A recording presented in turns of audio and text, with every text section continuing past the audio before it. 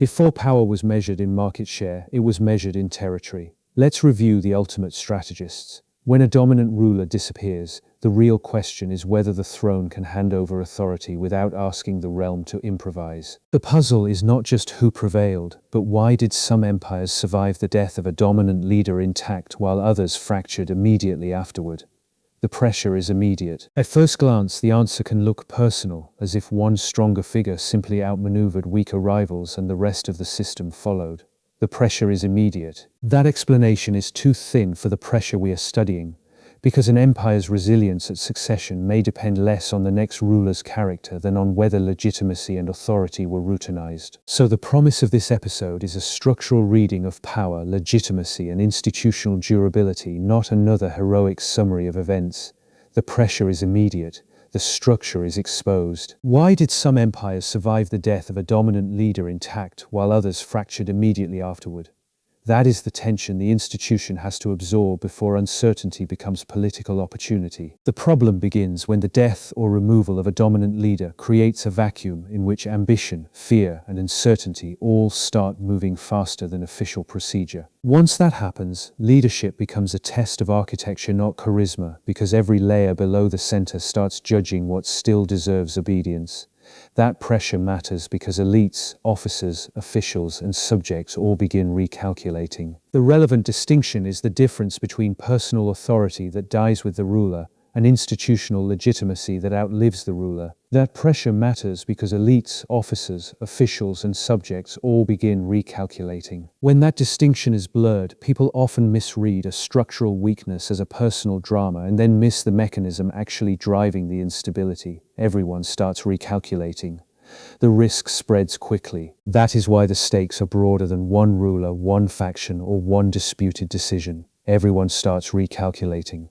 The risk spreads quickly. The structure feels fragile. Everyone starts recalculating. If authority leans too heavily on presence alone, the institution eventually discovers how little of itself it can carry without constant personal intervention.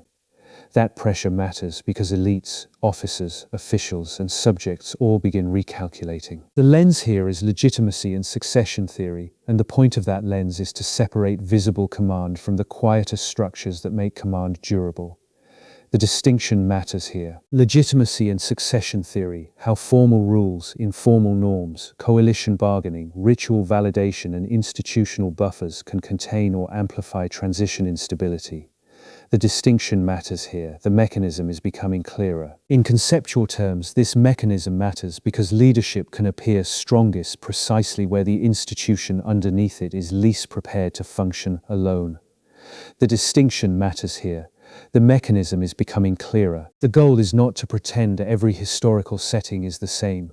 It is to see where the same kind of institutional pressure keeps reappearing under different surfaces. Personal brilliance can dominate the scene, while institutional design determines whether the scene can be repeated after that brilliance weakens, disappears, or changes hands.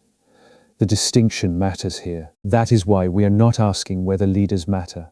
We are asking what kind of structure their leadership leaves behind for everyone else to inhabit. The distinction matters here. Success in the short run can hide a delayed weakness if the system still depends on habits, permissions, or loyalties that only one person knows how to coordinate. The thesis, then, is hard to build in practice. An empire's resilience at succession may depend less on the next ruler's character than on whether legitimacy and authority were routinized. Start with designation. A named heir narrows uncertainty, but designation only works when enough powerful actors already accept the right to designate. That is the mechanism. The institutional effect is real. Formal rules matter because they reduce the number of imaginable futures. The fewer futures elites can plausibly gamble on, the lower the reward for immediate defection.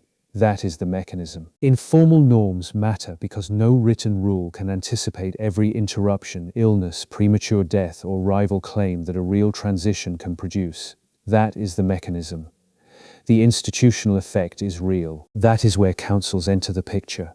A council can function as a legitimacy amplifier when it signals that continuity is bigger than one family quarrel. That is the mechanism. Coalition bargaining also matters. Rival elites often accept a successor not because they adore the person, but because the bargain around the succession feels safer than open fragmentation. Ritual validation helps turn uncertainty into public expectation.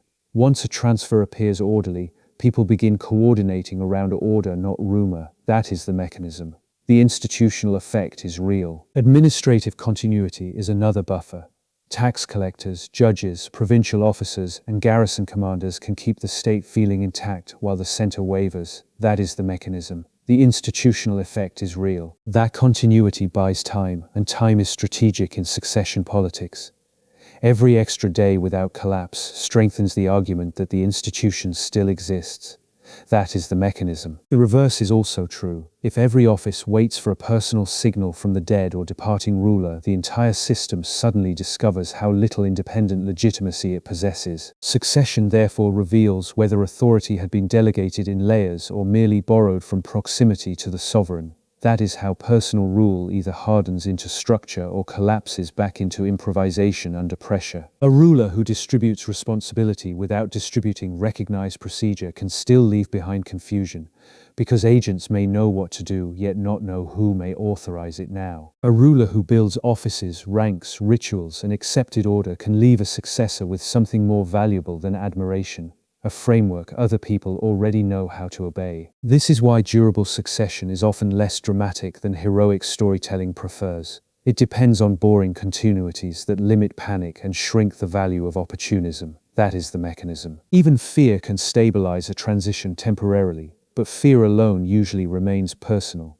Once the feared body is gone, fear must be replaced by accepted process or rival calculation takes over. So the strategic issue is not simply choosing the right heir, it is building a realm in which enough people expect tomorrow's authority to keep looking official even after today's ruler disappears. A fair counterpoint is that extraordinary successors sometimes do rescue weak institutions through sheer political skill, so structure is not the only variable in every transition. The limits still matter. The limitation is obvious. Transitions differ across dynastic, imperial, city-state, and religious settings, so any conceptual model here must remain not universal. The limits still matter. The trade-off stays real. And succession planning can still fail when the very act of naming an heir sharpens rivalry early, giving opponents time to organize around resentment instead of continuity. The limits still matter. There is also a rational exception.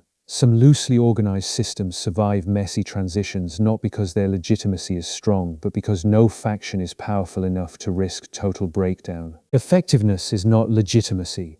A smooth transfer can preserve order while still excluding justice, consent, or human dignity, so continuity alone is not a moral endorsement. The limits still matter. Still, the conceptual pattern remains useful, where offices, expectations, and coalition routines stay active through transition. The scramble for power is more likely to remain bounded. The limits still matter. Taken together, those boundaries do not erase the mechanism.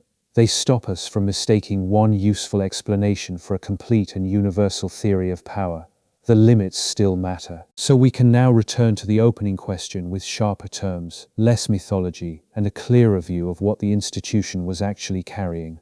That is the bounded answer. Some empires survived leadership death better because legitimacy had already been spread through offices, rituals, coalition expectations, and administrative routines that made continuity believable even before the next ruler proved personally impressive. In that sense, leadership is partly the craft of shaping conditions under which authority can move, persist, and still look usable after the central figure changes. That is the bounded answer. When that design fails, successors inherit titles, offices, or territories without inheriting the machinery that once made them governable. That answer remains qualified, yet it explains more than a personality-based reading. When the design holds, conflict, rivalry, or uncertainty can remain because people still expect the institution to continue tomorrow. That answer remains qualified, yet it explains more than a personality reading. The real measure, then, is not whether a ruler ever looked powerful. It is whether the system learned how to keep functioning when power had to travel through other hands. Strategic effectiveness and moral legitimacy remain separate questions, yet both influence whether authority can endure without immediate collapse, improvisation, or deeper coercion. That is the bounded answer. The explanation still holds. That is the resolution. Durable leadership builds arrangements stronger than presence, while brittle leadership leaves everyone waiting for a person who is no longer enough. That is the bounded answer. Once that becomes visible, the topic stops looking like pageantry and starts looking like a disciplined question about structure, incentives, continuity, and institutional memory. That is the bounded answer. Study the architecture of command by asking whether people obey a role, a process, or merely a personality at the top.